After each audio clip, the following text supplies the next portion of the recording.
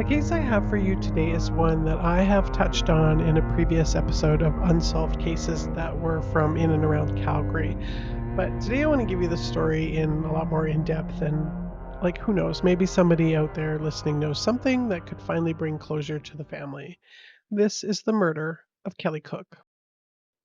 About 80 kilometers or 50 miles east of Calgary is a small rural town called Standard, Alberta. And there's only about 160 houses in the town, and about 353 people in the population has actually remained pretty stable over the years. The town originally housed mostly Danish immigrants who took up farming, but the oil and gas industry has been running strong there for a number of years, and there's still some oil rigs out there just still pumping away. The biggest employers there, if you're not a farmer, would be Agrium, which is a fertilizer company, and Husky Oil. Kelly's story begins in the spring of 1981 when she was 15. Back in 1981, I was 10. I was living here in Calgary in varsity. We had red shag carpet in the living room, and we had the fanciest wallpaper that you have ever seen. It was silver and shiny, but there was a design in it of like gold velour going through it. My mom had a perm that year. My dad might have too. I don't remember, but I did remember he had some pretty long sideburns. And rather than rehash like the documentaries and news sources that I found online, I actually went back to the old archives of the newspapers because as stories get told sort of over the year, I think important details can get lost. So I'm relying on the news of Kelly's story as it was reported at the time that everything kind of went down. So if it turns out that you heard that it was a blue car, not a beige or something like that, I can't change what was reported at the time. But there was a lot less control over the media back then. So in some ways, the information was a little bit more accurate and reported more from the sources, but it could also be less accurate if those sources were like sort of friends of friends or something. So, but I'm doing my best here. Anyways, in this quaint little close-knit farming community lived the Cook family, who had moved to Standard from Montreal about 3 years before. There was Dad Walter, Mum Marion, Kelly, who was 15, and then she had younger siblings Marnie and Heath. Kelly was quickly able to make some new friends in the town, and she seemed actually quite a bit older than her years. And the pastor at the Lutheran church, Christine Lund, had met Kelly shortly after they'd moved in. She'd come to visit her parents, but when they weren't home at the time, so Kelly had invited the pastor in and made her a cup of coffee, offered her some cookies, and chatted very enthusiastically about figure skating, which was something that was a bit of a passion for her. She was polite, she was well-mannered, so she had been able to gain the trust of the neighbors, and other townsfolk as a responsible babysitter. Now, lots of teens at 15 do babysitting back then. It was all her friends did it. It was just something that young girls did. And word, of course, gets around. I mean, my daughter wanted to babysit. I think she was about 13 at the time. She had no problem getting takers here, even in the big city. So, in a small town like Standard, where everybody quite literally knows everybody, and when I say that, I'm not being dramatic. Like in a town of 353 people, over the course of a year, you would have encountered every single person on at least one occasion at the grocery store or the post office or something. And on the morning of April 22nd, 1981, Kelly's getting ready for school when the phone rang. So she grabbed it, but there was no one there. Now, that happened a lot back then. It was usually a wrong number and the person was just too embarrassed to say anything, so they hang up. So she put the phone down, she went back to what she was doing, and about 5 minutes later, it rang again. Now, this time she answered it. It was a man that said his name was Bill Christensen and that he had recently moved to the area, needed a babysitter until midnight for that night. He told her that she had come highly recommended and that he knew her neighbors, and he did name her neighbors by name. Now, the name wasn't familiar to Kelly per se, but Christensen is a Danish name, so it was about as common in the area as like Smith or Jones would be. No one knows for sure, of course, exactly what the man said, but we know from what she said to her mom and then some witnesses that will come later that she kind of like she put the phone sort of the way you do like to your chest, and she said to her mom, could she did she know them and could she babysit for them? And her mom said, well, as long as her homework was done, that was no problem.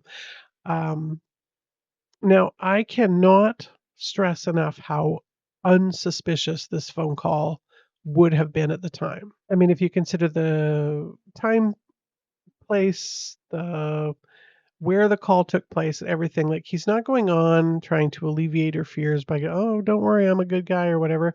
He's he's not being rude or impatient with her. He's giving her just enough information so that she knows that he's from around there.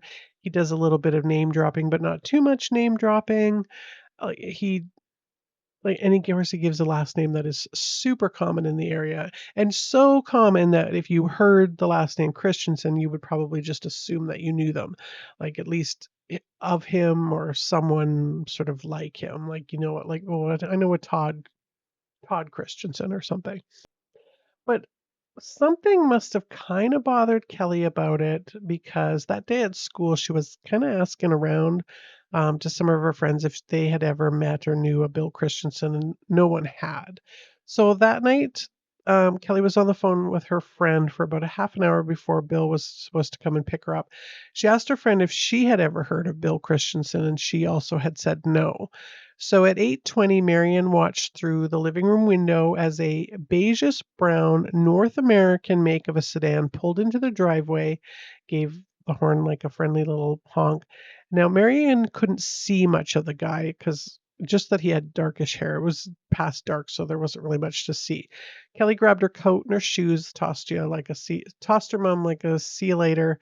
Um, and then her mom called after her, remember to phone when you get there, which was a standard thing that they always did. Now, Marnie, her sister, was down in the downstairs family room. She looked out the window to see Kelly's legs, like just walking towards the car and getting in, and then the car drove off down the road. Now, about an hour after Kelly had left the house, her mom started to worry and kind of wonder why she hadn't called. Like Kelly always called. It was a standing house rule.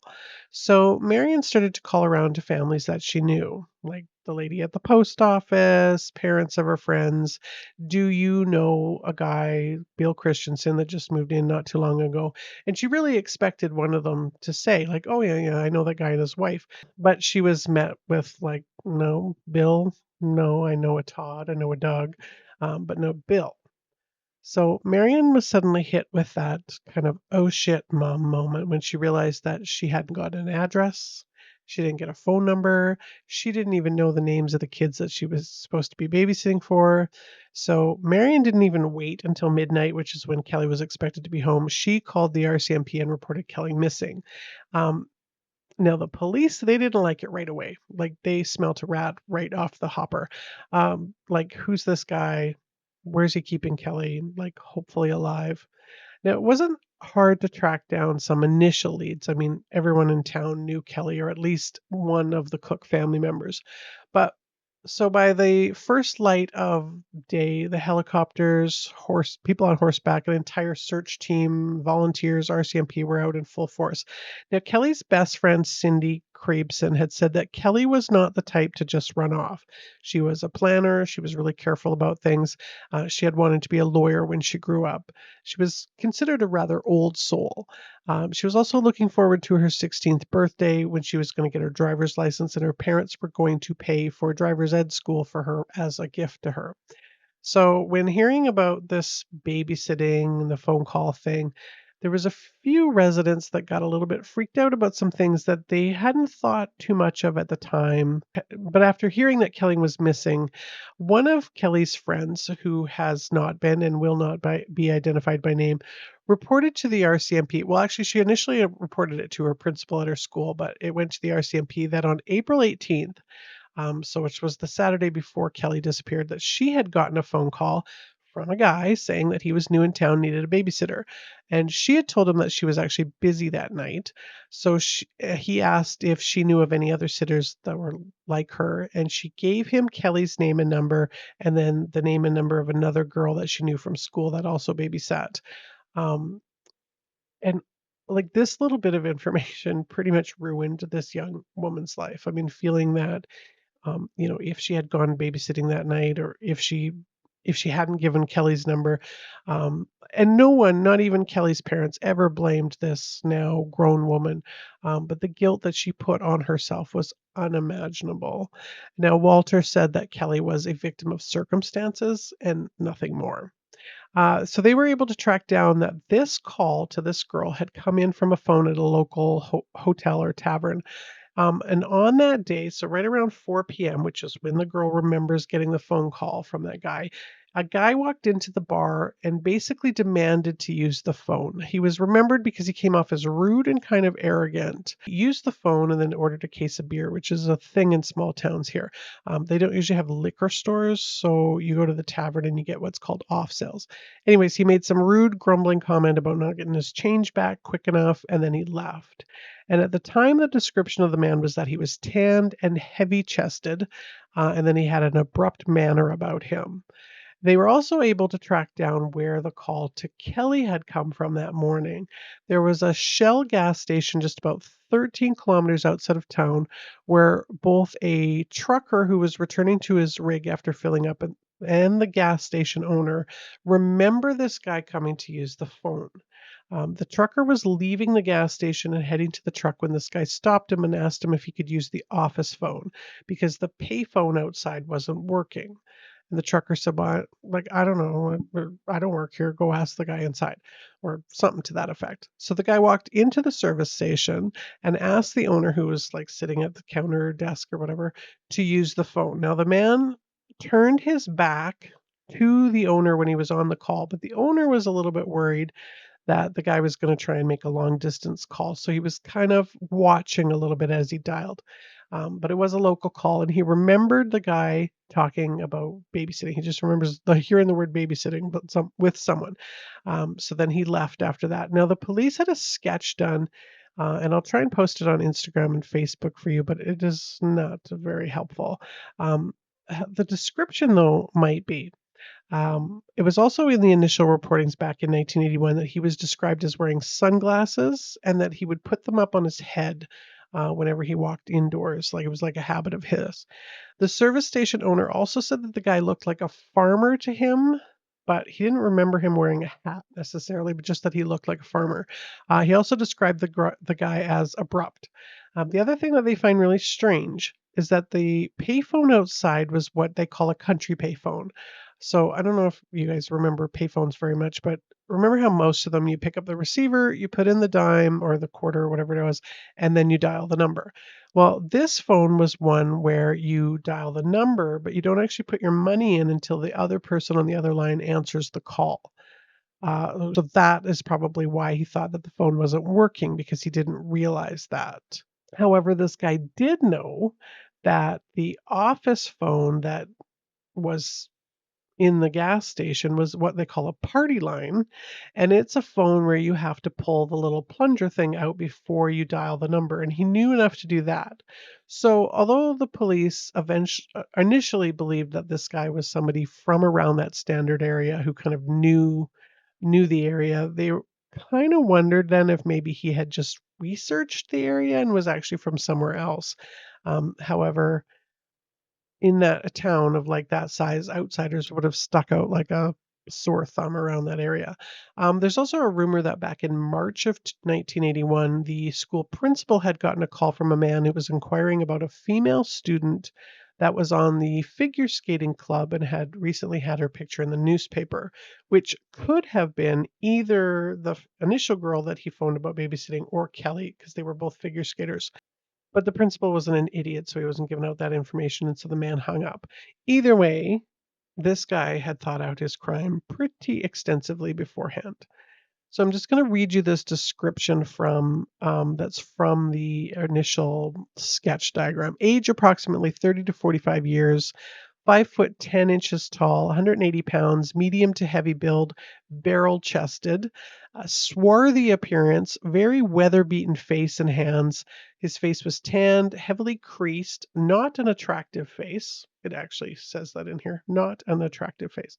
Blue windbreaker jacket, possibly with company crests or badges, blue trousers, short, dark, but not black hair. Um, It covers the his ears. Nose has a heavy bridge, however, doesn't appear broken. No sideburns, clean shaven. Face was round rather than long, an abrupt, egotistical manner. And now the vehicle that had driven up to the house was described as a light colored, full size American car, possibly a four door, and definitely had Alberta license plates, which back in the 80s, again, if you remember, we had license plates on the front and the back of the cars. What's interesting about this sketch, though, and this description is that Unsolved Cases Canada has a different sketch with slightly more sort of narrowed down description details, and it's a way better picture of this guy. Like it's a lot more distinct. But I can't tell what date it was from, and there's no other sites or newspapers that have ever run it. So I'm not actually sure if it's even accurate because, like, why wouldn't everyone be using that one? It just doesn't make sense. So it kind of makes me wonder if Unsolved Canada didn't just kinda do the sketch based on the description that I was just talking about, um, that's just way more detailed, but the problem is that the 2 sketches don't look anything alike. On the second sketch, he's described as 5'9" with curly hair, fair tan skin, and look like a farmer. It appears to be a fairly newish sketch because they reference a $100,000 reward. Now, the reward money was initially raised by local neighbors and businesses, and by April of 1982 was around $30,000. Then it went up to $56,000 by 1991 or so, and most recently now it sits at $100,000. But at the time, no one could find this guy, and the RCMP interviewed everyone in town as well as about 700 other people. They searched the records of sex offenders, anyone that had been in the area around the time that they could track down, but there was no sign of him or Kelly either. And then when a month had gone by, there was still quite a bit of news coverage keeping Kelly's name and information out there. Like people really wanted to find this guy. And the police were pretty certain that Kelly had met with foul play. Walter and Marion, Heath and Marnie, they were still clinging to a little bit of hope that possibly she was alive, but their grasp on that hope was fading. Now, Kelly's uncle Doug, who was living in Montreal, he wrote into the paper here that um, she had been sold into white slavery, which we call sex traffic these days. It's not just for white people anymore. And he told them that that he had been to every go-go in Montreal looking for information on her. He had figured that she wouldn't have been taken to Calgary or Edmonton because there was just too much news footage about it. I'm not really sure why he felt compelled to say all of this publicly, especially with her parents reading it. I mean, at the time, I'm sure this little bit of fame in the papers felt good for him, but I don't think it did anything to further finding her. And actually, earlier in the year, Walter's brother had passed away, and then only 2 weeks before Kelly had disappeared, his mom had died. So the family, I think, had enough on their plates as far as I'm concerned. And it turned out that he was wrong about it anyways. On Sunday, June 28th, 1981, it was a normal day for a group of about four teenagers that were preparing to go dirt biking on the north shore of the Tabor irrigation canal that's known as Chin Lakes. Now, Tabor, Alberta is a town of about 8,000 people. It's about 213 kilometers to the south of Standard, so about a 2-hour drive. Now, Tabor is known as the corn capital of Canada. It holds a corn fest every August, and it was originally just a water filling station for the CP railway line. Now, but once they started building irrigation channels there, it became the home of Rogers Sugar for growing beets. Now, part of this irrigation system was the Chin Lake Natural Reservoir, which fed Tabor and the surrounding areas with water for mostly for agriculture. It's not exactly a picturesque area, but it has this very large shoreline that's rather barren, so it's perfect for dirt bike riding on. Chin Lakes is about 16 kilometers outside of Tabor, and not a lot of people go there for recreation. It had also been a really hot like spring and summer so far that year. So the water level had fallen at that time. So the teens had just started their riding when they came across this grisly discovery of a girl's badly decomposing body that had been uncovered by the lowered water level. It was identified by dental records as Kelly Cook. Now, Kelly had been found, she was face down near the shore, and her face was facing towards the west. She had 3 ropes tied around her body that were attached to 2 cinder blocks that were kind of to her side that were weighing her body down. Um, and they only discovered her basically because of this temporary increase in water demand had lowered these water levels, which were just revealed that she was there. Kelly's body was badly decomposed, so an actual cause of death is not actually known, but asphyxia is believed to be how she was killed. All of the most recent reports say that because she was fully dressed when she was found, there was no evidence of assault. Now, no one but the police and the medical examiner's office actually has the autopsy reports. And of course, DNA wasn't a thing back then. It is possible that she was redressed before dumping the body, or it could be that something stopped him before he could finish what he had started. Because I truly believe that this case was actually motivated. I mean, the fact that the initial target was a young girl that was not Kelly, but he abducted and he wasn't able to abduct. If she had been the target and it had just been like sort of a revenge plot against her family, he wouldn't have then just picked a different girl that was recommended to him. He wanted a young girl. Um, and I think that it was probably for some kind of sexual fantasy. So when Kelly's body was discovered, the news did do an update of the description that the man that they were looking for was last seen wearing casual clothing and a sport type team jacket with a crest on it. The original investigation was a team of 5 RCMP detectives had by November of 1981 they had a list of about 150 persons of interest that they were interested in. On July 2nd, Kelly's body was at the funeral home and it was being prepared for her service. And at 7:30 that night, a man came into the funeral home and not asked, demanded to see the body. Now he said he was a friend of the family. He was turned away, obviously, and the cooks say that they don't know of any friends or family that would have done that. And the body had actually only been transported from the medical examiner's office over to the funeral home that day. So not even the family knew that that had happened at that time. Now, the last clue that I'm going to give you is actually the very first tip that came into the police before her body was found. So um, this tip was when she was still just like a missing person, is that on 10 p.m. on the night of April 22nd, 1981, which was the night that she went missing. Remember, she left the house at around 8:30, and this was 10 p.m. An operator with AGT, remember we had those back then. So you dialed zero, I think it was zero that you dialed to speak to the operator, and then they would look up a number for you or connect you to someplace. Well, she got a call that had come in from a payphone in Hazar, which is about 20 minutes east of Standard. She heard what she thought was a woman scream, and then the phone was cut off. Now, she said the scream was loud enough that she had to actually remove her headset. Now, there is a belief that this woman was actually 15-year-old Kelly. Husar is a town that if you head east of Standard, you get to Husar, and then you would drive directly south to get to Tabor and Chin Lakes, which is where her body was found. By 1990, there were 2,200 persons of interest in this case. Now, I'm not going to bother you with a list of suspects that have been thrown out over the years. The majority of the ones, that were, say, convicted for other crimes are dead now, anyways. So instead, I'm going to leave you with some parting words from Kelly's sister, Marnie. She says, to say we miss her for sure. But I don't think we actually miss her being anymore because it has been so many years, but we definitely miss what should be. For my family, there is barely a day that goes by. For the community, it is something that has happened in the past. But people have not forgotten her. I think the public doesn't know any more or any less than we do. I think what we know is what is out there. I know that is still very much in the limelight, and the RCMP still look at it as very much part of their day.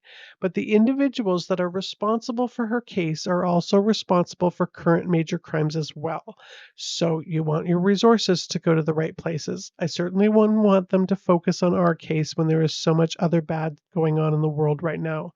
I have been contacted by people that are very much involved in these sleuth sites, and with the couple people I have been contacted by, in no way are they helping. They are very quick to point fingers at people. I think it's a form of slander myself when they print these people's names on these websites. That is what we believe, and I think that is what the RCMP believe, that is going to come from someone. They told us years ago that it would more than likely be solved through a deathbed confession or a turn of events in people's lives.